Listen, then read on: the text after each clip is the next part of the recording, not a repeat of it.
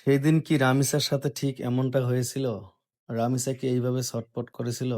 এমনকি সেই নরপিশাচের পা ধরেছিল, "আঙ্কেল প্লিজ, আঙ্কেল আপনি আমাকে আমার বাবা-মার কাছে যেতে দিন।" সেদিন কি এই নরপিশাচ তার কথা শুনেছিল? মনে হয় শোনেনি। যদি শুনতো তাহলে আমাদের সেই ছোট্ট রামিসার কপালে আজকে এরম একটি দুঃখ লেখা থাকতো না। দেখেন সেই নরপিশাচ তার রুমে নিয়ে গিয়ে তাকে টাকার লোভ দেখাচ্ছে যে, "তোমাকে আমি অনেক টাকা দেব।" অথচ সেই ছোট্ট রামিসা হয়তো বলেছিল, "আঙ্কেল আমার কোনো টাকার দরকার নেই।"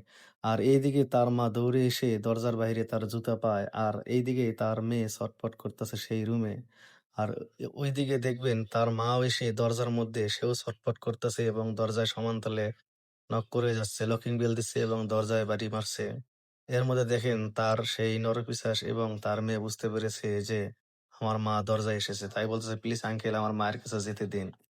কিন্তু দেখেন তার মার কাছে তো যেতেই দেবে না, উল্টো সে হিতে বিপরীত ঘটে তুলবে।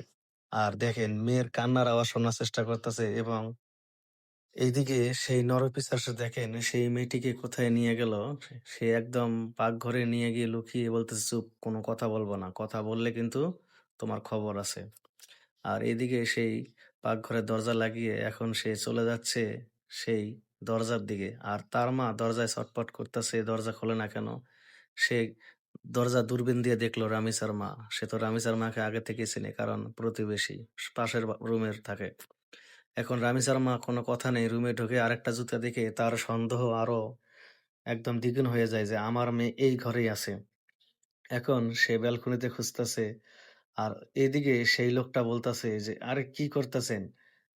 আপনার রামিসা এই জায়গায় নাই।" সে বলতেছে, "আমার রামিসার জুতা একটা হচ্ছে আপনার দরজার বাইরে, আরেকটা হচ্ছে আপনার দরজার ঘরের ভিতরে। আমি সিউর আমার মেয়ে এই জায়গায় আছে। আপনি কোনো কথা বলবেন না।" দর্শক, সেদিন কি রামিসা এরকম করেছিল? আর রামিসার মাও কি এইভাবে ছটফট করেছিল?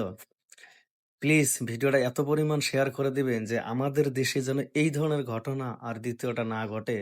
কোনো মা-বাবার বুক যেন খালি না হয়। এইজন্য সবাই সচেতন থাকবেন এবং আরেকটা জিনিস হচ্ছে আপনাদের সন্তানকে আপনারা খেলাধুলা করতে পাঠান বা স্কুলে পাঠান, অবশ্যই গার্ডিয়ান হিসেবে আপনারা সচেতন থাকবেন এবং স্কুলে প্রত্যেকটা হেডমাস্টার বা মাস্টারদের নাম্বার রাখবেন। কারণ সেখান থেকে আপনারা যোগাযোগ করতে পারবেন যে আপনাদের সন্তানরা সময় মতো স্কুলে গেল কিনা, সময় মতো স্কুল থেকে আসলো কিনা। তাহলে আপনারা সতর্ক থাকলে অনেক বাচ্চা আমাদের সেফ থাকবে।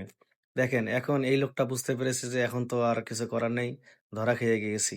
তো এইজন্য ভাই প্লিজ এখন দেন সে এখান থেকে পালিয়ে গিয়েছে। এখন মা দেখেন সন্তানকে পেয়ে মেয়ে জড়িয়ে ধরে কতটা কান্নাকাটি করবে। এদিন হয়তো সেই এই গল্পের ভিতরে হয়তো সেই মাটা তার মেয়েকে ফিরে পেয়েছে। কিন্তু রামিসার মা কিন্তু তার মেয়েকে ফিরে পায়নি।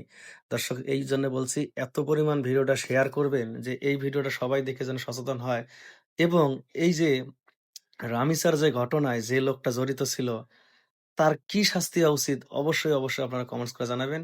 আর ভিডিওটা বানিয়েছি শুধুমাত্র সচেতনমূলক, অন্য কিছু না। যদি ভিডিওটা প্লিজ ভাই একটু আপনাদের মনে নাড়া দিয়ে থাকে বা রামি স্যার যদি আপনারা বিচার চান, তাহলে প্লিজ আপনারা ভিডিওটা শেয়ার করে দিবেন। এখান থেকে একটু হলে সবাই সচেতন থাকবে। আর সবাই সচেতন থাকবেন, সন্তানকে সুরক্ষিত রাখবেন। তাহলে আপনাদের বিপদ আর আসে আগেই আপনারা বুঝতে পারবেন। তো আমি আবারও বলছি, সবাই সুস্থ থাকবেন, ভালো থাকবেন। আল্লাহ হাফেজ। পারলে ভিডিওটা শেয়ার দিবেন।